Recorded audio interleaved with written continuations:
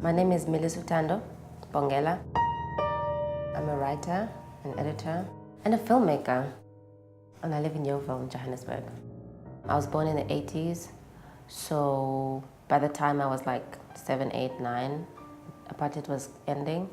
I was part of the generation of kids that like went into to be integrated into white schools.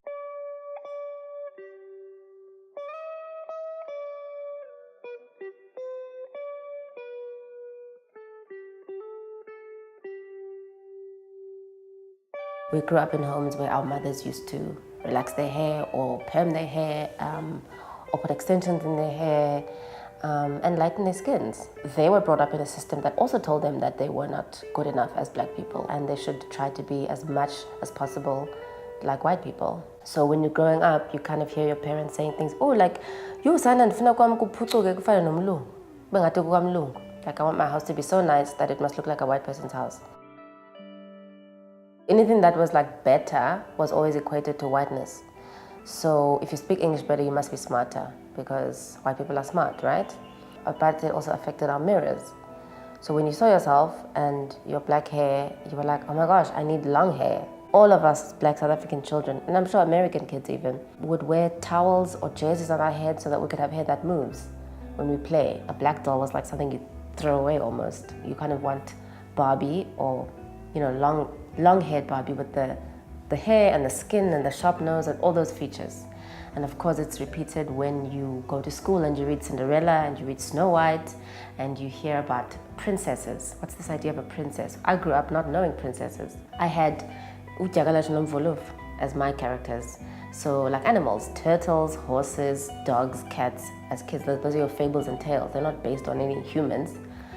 Maybe they'd be a grandmother, but there was no physical attributes that were something that you aspire to. This new life and this transition came with those kinds of things where now your heroes and your heroines are Snow White and Cinderella. And of course they look a certain way, and so you're gonna try to look that way. And when you switch on the TV, they're the cartoons with the white girls. And they're the adverts of the hair shampoos with the long hair that moves. When black people are busy changing the fundamental nature and texture of their hair, you can't divorce that from what we were told about our hair. And it's exactly the same with the skin color.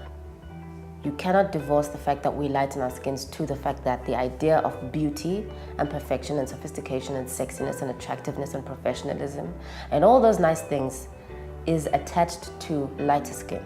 And this is not something that only black South Africans suffer from. Everyone who's not white has kind of been subliminally, insidiously, violently at times, most times, been told that your skin and your hair and your culture and your language and your history and everything else about you is inferior to you. It's not about wanting to look white.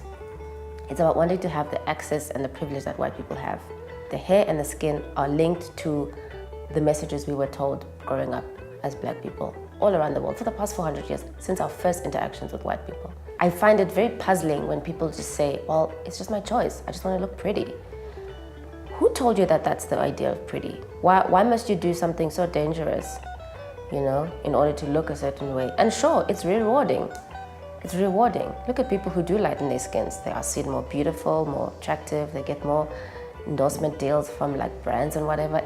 There's a reward attached to it. So I understand why women feel the need to do that. I get it. The counter-narrative is not freely available, or it's there, but it's not that obvious. All the institutions that form our thinking, or that shape our thinking, aren't necessarily giving this information as freely and as vociferously as like the media, or the family institution, or popular culture. Images are very powerful. So,